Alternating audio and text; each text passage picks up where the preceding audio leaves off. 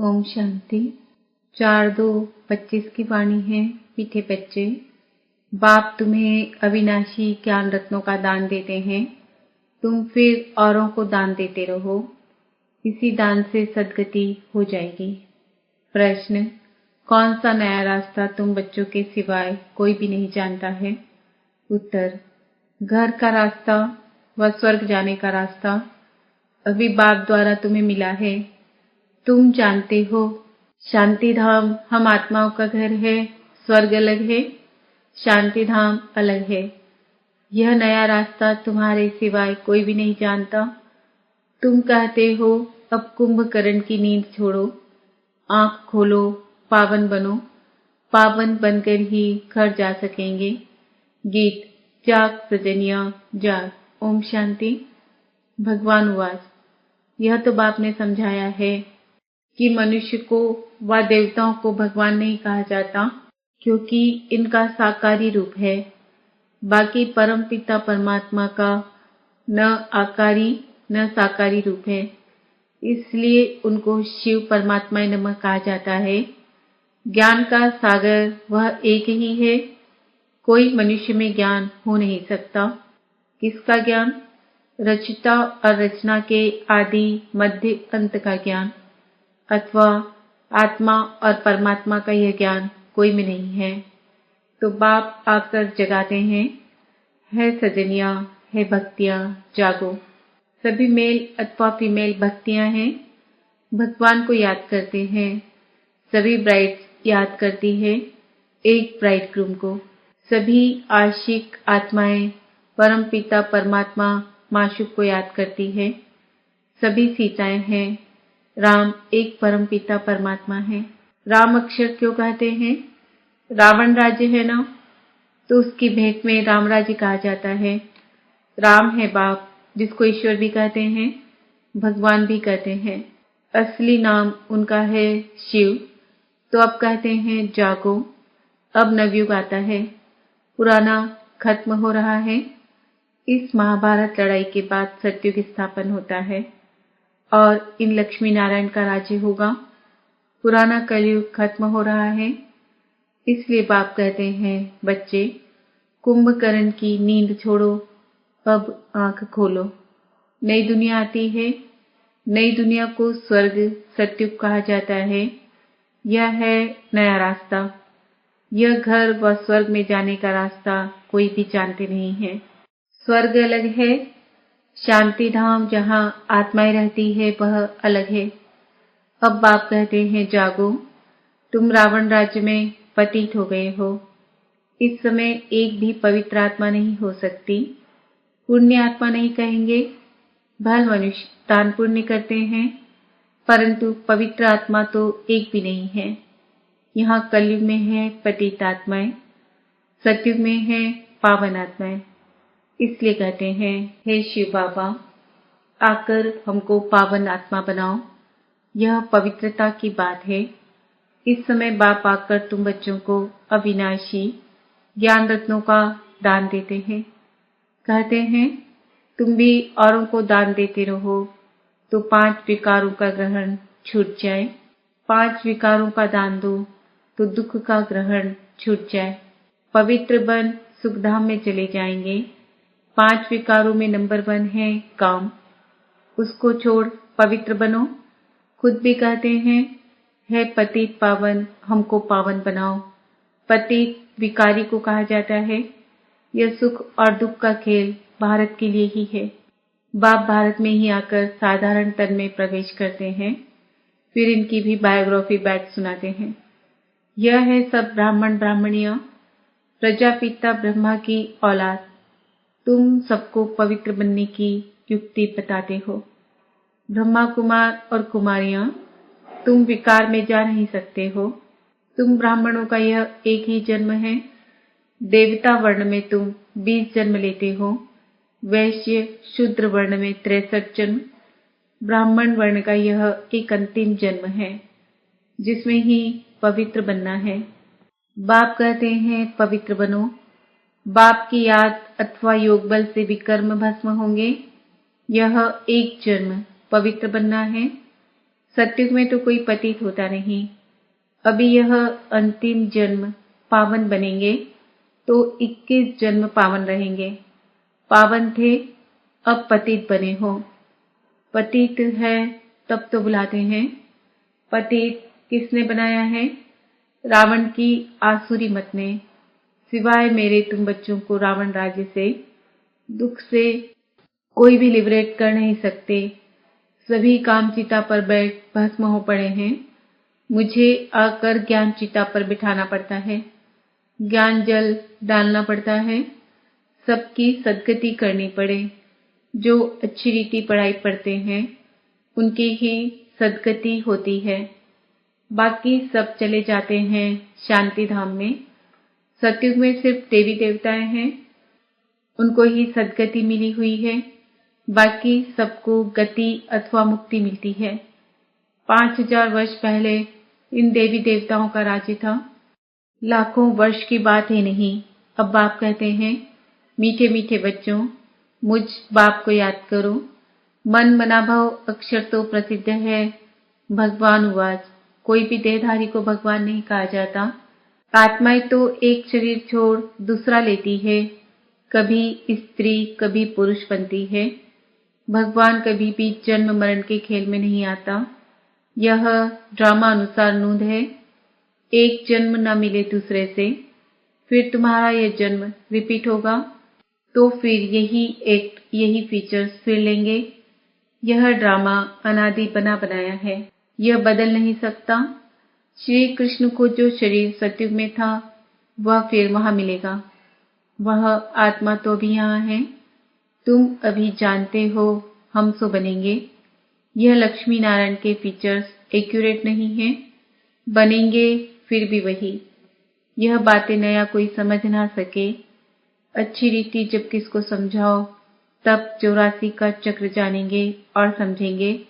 बरोबर हर एक जन्म में नाम रूप फीचर्स आदि अलग अलग होते हैं। अभी इनके अंतिम 84वें जन्म के फीचर्स यह हैं, इसलिए नारायण के फीचर्स करीब करीब ऐसे दिखाए हैं, नहीं तो मनुष्य समझ ना सके। तुम बच्चे जानते हो मम्मा बाबा ही ये लक्ष्मी नारायण बनते हैं।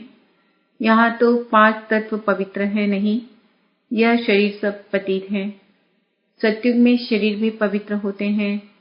श्री कृष्ण को मोस्ट ब्यूटीफुल कहते हैं। नेचुरल ब्यूटी होती है। यहाँ विलायत में भल गोरे मनुष्य हैं, परंतु उनको देवता थोड़े ही कहेंगे। दैवी गुण तो नहीं है ना। तो बाप कितना अच्छी रीति बैठ समझाते हैं। यह है ऊंच ते ऊंच पढ़ाई, जिससे तुम्हारी कितनी ऊंच कमाई होती है। अनगिनत हीरे जवाहर धन होता है। वहां तो हीरे जवाहरों के महल थे, अभी वह सब गुम हो गया है। तो तुम कितने धनवान बनते हो। अपरंपार कमाई है 21 जन्मों के लिए। इसमें बहुत मेहनत चाहिए। देही अभिमानी बनना है। हम आत्मा है। यह पुराना शरीर छोड़ अब वापस अपने घर जाना है। बाप अभी लेने के लिए आए हैं। हम आत्मा ने 84 जन्म अब पूरे किए, अब फिर पावन बनना है। बाप को याद करना है, नहीं तो कयामत का समय है। सजाएं खाकर वापस चले जाएंगे। हिसाब किताब तो सबको चुकतू करना ही है। भक्ति मार्ग में काशी कलवट खाते थे तो भी कोई मुक्ति को नहीं पाते। वह है भक्ति मार्ग, यह है ज्ञान मार्ग। इसमें जीवघात करने की दरकार नहीं रहती। वह है जीवघात, फिर भी भावना रहती है कि मुक्ति को पावें, इसलिए पापों का हिसाब किताब चुकतू हो, फिर चालू होता है। अभी तो काशी कलवट का कोई मुश्किल साहस रखते हैं। बाकी मुक्ति व जीवन मुक्ति नहीं मिल सकती। बाप बिगर जीवन मुक्ति कोई दे नहीं सकते। आत्माएं आती रहती है, फिर वापस कैसे जाएंगे। बाप ही आकर सर्व की सद्गति कर वापस ले जाएंगे। सतयुग में बहुत थोड़े मनुष्य रहते हैं। आत्मा तो कभी विनाश नहीं होती है। आत्मा अविनाशी है, शरीर विनाशी है। सतयुग में आयु बड़ी होती है, दुख की बात नहीं। एक शरीर छोड़ दूसरा ले लेते हैं। जैसे सर्प का मिसाल है, उसको मरना नहीं कहा जाता है, दुख की बात नहीं, समझते हैं अब टाइम पूरा हुआ है, इस शरीर को छोड़ दूसरा लेंगे। तुम बच्चों को इस शरीर से डिटैच होने का अभ्यास यहाँ ही डालना है। हम आत्मा हैं, अब हमको घर जाना है, फिर नई दुनिया में आएंगे, नई खाल लेंगे, यह अभ्यास डालो। तुम जानते हो आत्मा 84 शरीर लेती है। मनुष्यों ने फिर 84 लाख कह दिया है, बाप के लिए तो फिर अनगिनत ठीक कर पिक्तर में कह देते हैं। उसको कहा जाता है धर्म की ग्लानि। मनुष्य स्वच्छ बुद्धि से बिल्कुल तुच्छ बन जाते हैं। अब बाप तुमको स्वच्छ बुद्धि बनाते हैं। स्वच्छ बनते हो याद से। बाप कहते हैं अब नवयुग आता है, उसकी निशानी यह महाभारत लड़ाई है।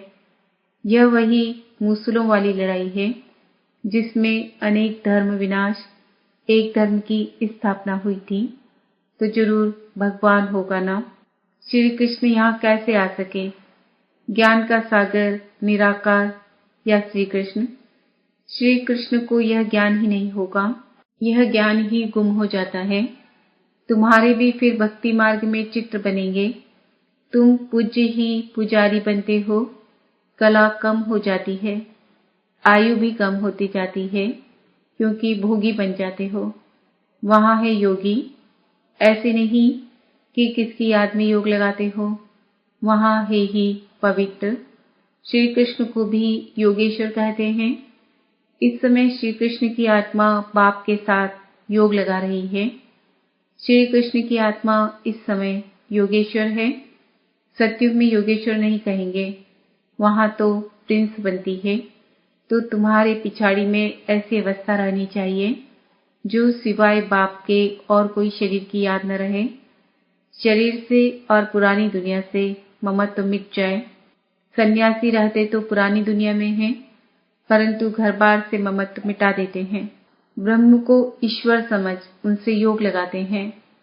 अपने को ब्रह्म ज्ञानी, तत्व ज्ञानी कहते हैं।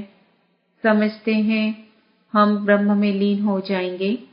बाप कहते हैं यह सब रॉन्ग है, राइट तो मैं हूं, मुझे ही ट्रूथ कहा जाता है।